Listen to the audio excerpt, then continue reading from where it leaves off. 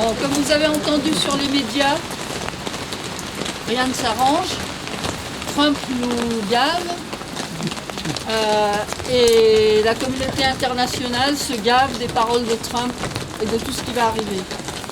Donc en ce moment, les colons israéliens et l'armée sont en train de vider, d'essayer de vider et de détruire tous les camps de réfugiés palestiniens. Et c'est sûr que cela va suivre après. Il y a déjà eu aussi ceux de Jérusalem-Est, à Kalandia et Shaufat.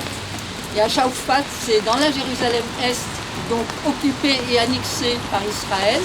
Tout ça en dehors du droit international, où l'UNRWA n'a plus le droit, par exemple, l'UNRWA qui est l'Office pour les réfugiés, qui n'a plus le droit d'avoir accès et qui ne peut plus délivrer. Pour ce qui concerne Trump, transférer les Gazaouis et prendre le contrôle de l'enclave palestinienne, la bande de Gaza. Ce plan de Donald Trump a sidéré le monde entier et provoqué une avalanche de condamnations à l'étranger. Évidemment, on se demande jusqu'où ça va aller. Et on sait que tout peut se faire pas à pas, comme fait Israël avec Netanyahou depuis longtemps, et que tout Israël fait ça depuis la création de l'État d'Israël, après l'épuration ethnique qu'il y a eu pendant la Nakba. Ceci dit, en Israël, on s'en réjouit, et Netanyahou l'a exprimé aussi, qu'il est très content de ce qui se passe avec Trump, parce que comme ça, il va pouvoir continuer à... C'est une très bonne nouvelle pour Israël. Et le ministre de la Défense a ordonné à l'armée de préparer un plan d'évacuation volontaire des Gazaouis. Volontaire. Ah oui, c'est ça, volontaire. Faut qu'il soit volontaire. Faut qu'il soit volontaire. S'ils sont pas volontaires, on les tue. Ben, de toute façon, on est déjà en train de les exterminer en les privant d'eau et d'aide humanitaire d'une façon ou d'une autre. Et puis ceux qui vont rester, n'est-ce pas, ils se feront bombarder parce que ce sont tous des terroristes, comme vous le savez. Définitif. Jusqu'à ce que cette communauté internationale qui a érigé les droits humanitaires, le droit de l'homme, le droit international, va-t-elle enfin sanctionner Israël et les États-Unis, ses avoirs avec les intérêts financiers qu'il y a derrière et toute leur soumission qu'on n'a pas arrêté de voir et leur complicité jusqu'à maintenant. Et pour continuer ce que Donald Trump fait, n'est-ce pas, il a signé un décret prévoyant des sanctions contre la CPI, qu'il accuse d'avoir engagé des actions illégales et sans fondement contre l'Amérique et contre Israël. Vous avez dû l'entendre, ça. Et le milliardaire bras droit de Donald Trump, vous voyez qui c'est, Musk, a donné... Hein, l'alter ego. Oui, voilà, je me suis trompée. Bras très droit. Ouais. A donné le coup de grâce à l'agence américaine pour le développement international, l'USAID, et ses collaborateurs. Et ça affecte pas seulement la Palestine, la Cisjordanie avec une loi qui est interdite, mais aussi tout un tas de pays dans le monde. Yves Plenel de Mediapart, pour lesquels on n'est pas toujours d'accord, là il a sorti quelque chose d'intéressant. Sous la question de la Palestine gît donc le sort du monde.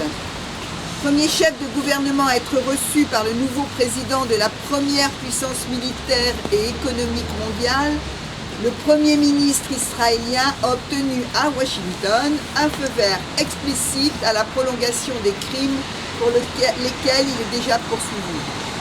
Une épuration ethnique du peuple palestinien qui de fait est aussi en cours en Cisjordanie avec l'assaut des colons et de l'armée contre les camps et les villes palestiniennes.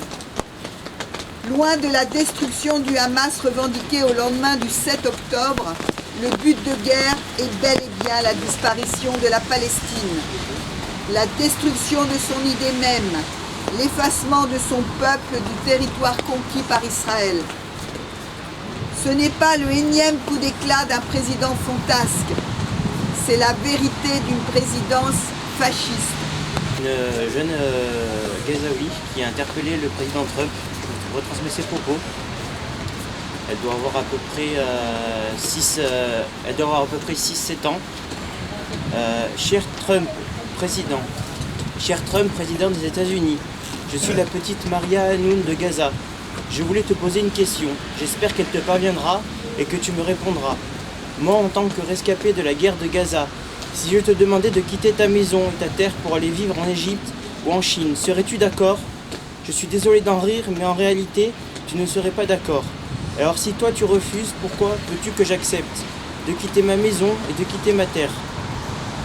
N'êtes-vous pas censé être le pays de la liberté dans le monde?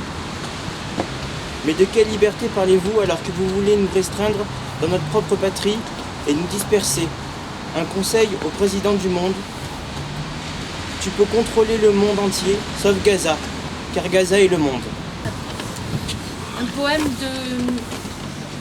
du poète Khalil Gibran, poète libano-américain de la fin du 19e siècle, qui explore dans le poème que je vais vous lire, qui s'appelle La peur, tiré de son œuvre Le Prophète, les complexités de la peur, ses origines et son pouvoir transformateur.